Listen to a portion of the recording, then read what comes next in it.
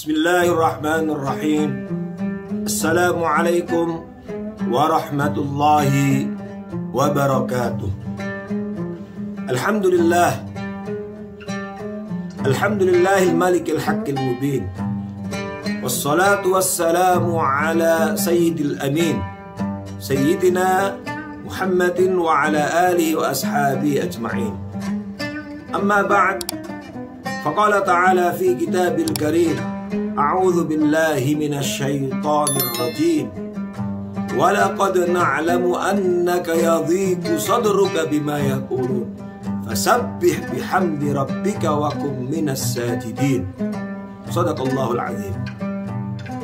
Ma'asyiral muslimin, sahabat imani yang semoga senantiasa mendapatkan curahan rahmat dan taufik Allah Subhanahu wa ta'ala.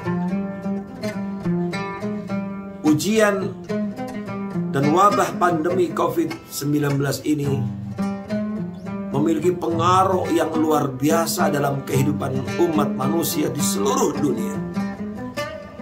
Bahkan ada sebuah penelitian yang dilakukan oleh Asosiasi Psikiater di Amerika,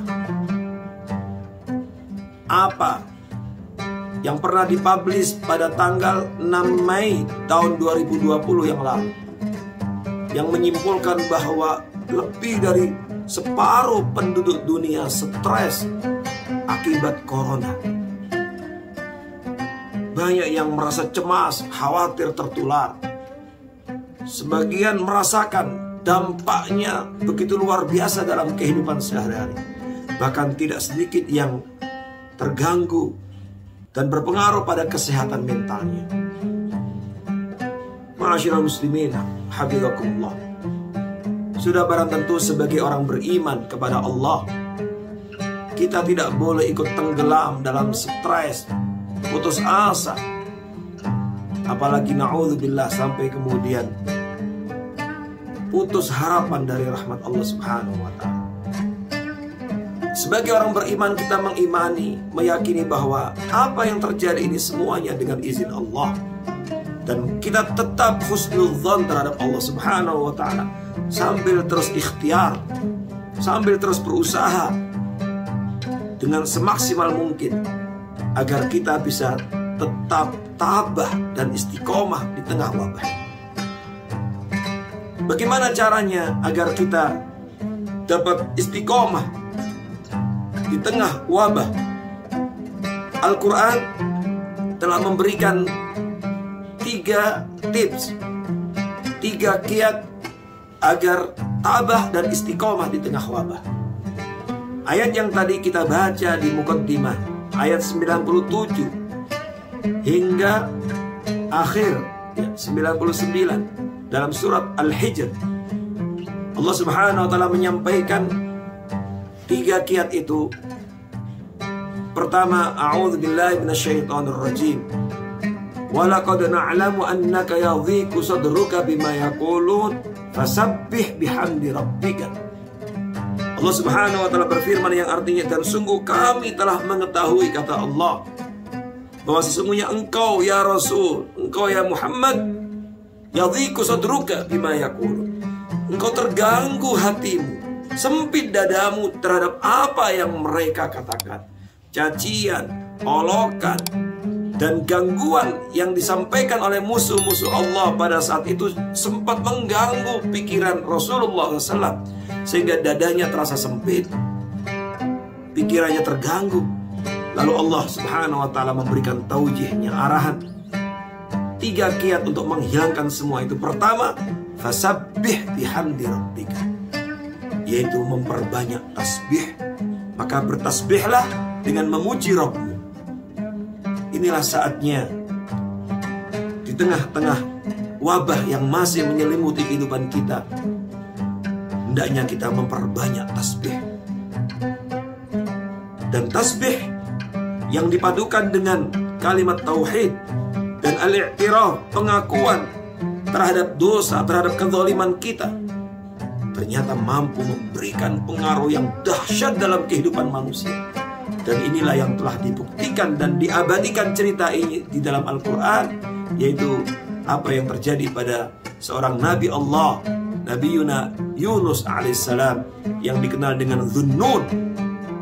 Ketika dia berada di dalam perut ikan paus yang besar, yang menurut logika manusia tidak mungkin dia masih bisa hidup selamat.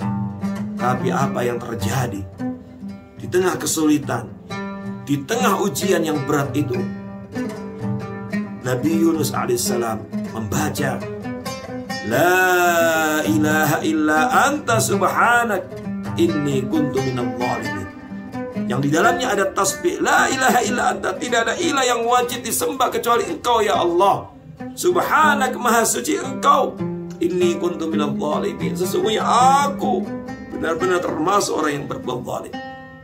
Dan apa yang terjadi? Sebuah keajaiban, sebuah kedahsyatan yang luar biasa pengaruh dari tasbih ini. Nabi Yunus alaihissalam akhirnya bisa keluar dari mulut perut ikan paus yang besar itu dengan selamat. Allahu Akbar.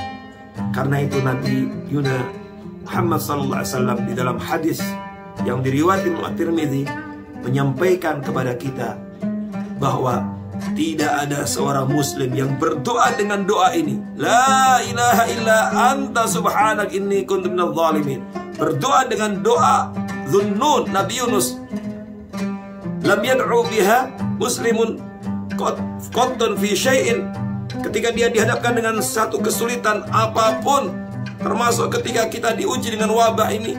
Apa kata Nabi SAW? Tidaklah seorang muslim berdoa ketika menghadapi kesulitan, sesulit apapun, illa stajaballahu biha, kecuali Allah akan mengabulkan doa. Maka inilah saatnya kita memperbanyak tasbih. Dan di dalam hadis sahih yang lain, Rasulullah SAW menyampaikan hebatnya tasbih. Sabda Rasulullah SAW, kalimatani khafifatani ala lisan thaqilatani fil mizan habibatani lirrahman. Ada dua ungkapan, ada dua kalimat yang ringan sekali untuk diucapkan oleh lisan. Tidak perlu berjam-jam kita mengatakan, cukup beberapa detik. Tapi thaqilatani fil mizan, nanti di akhirat dapat memberatkan timbangan amal kebajikan kita pada hari kiamat. Habibatani lirrahman, sangat dicintai oleh Allah Subhanahu wa taala. Apa itu? Tasbih subhanallah bihamdi subhanallahil azim, subhanallah bihamdi subhanallahil azim. Hanya 2-3 detik kita mengatakan itu, tapi sangat dicintai oleh Allah. Dan nanti pada hari kiamat, 2 kalimat ini akan dapat memberatkan timbangan amal kebajikan kita. Allahu Akbar. Maka inilah saatnya kita memperbanyak tasbih. Lalu yang kedua, wakum minas sajidin. Allah perintahkan kita untuk banyak bersujud kepada Allah. Para ulama tafsir menafsirkan wakum minas sajidin ini adalah banyak sholat. Karena sholat adalah salah satu cara untuk menghilangkan kepusingan, untuk menjauhkan kita dari kesulitan.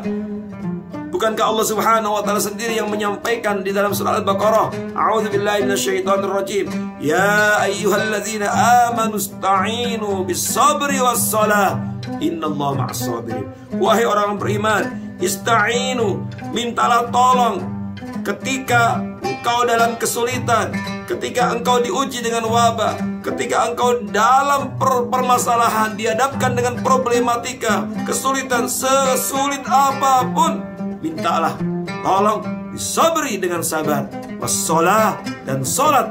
Sesungguhnya Allah senantiasa bersama dengan orang sabar. Dan yang ketiga terakhir, wakum minas sajidin.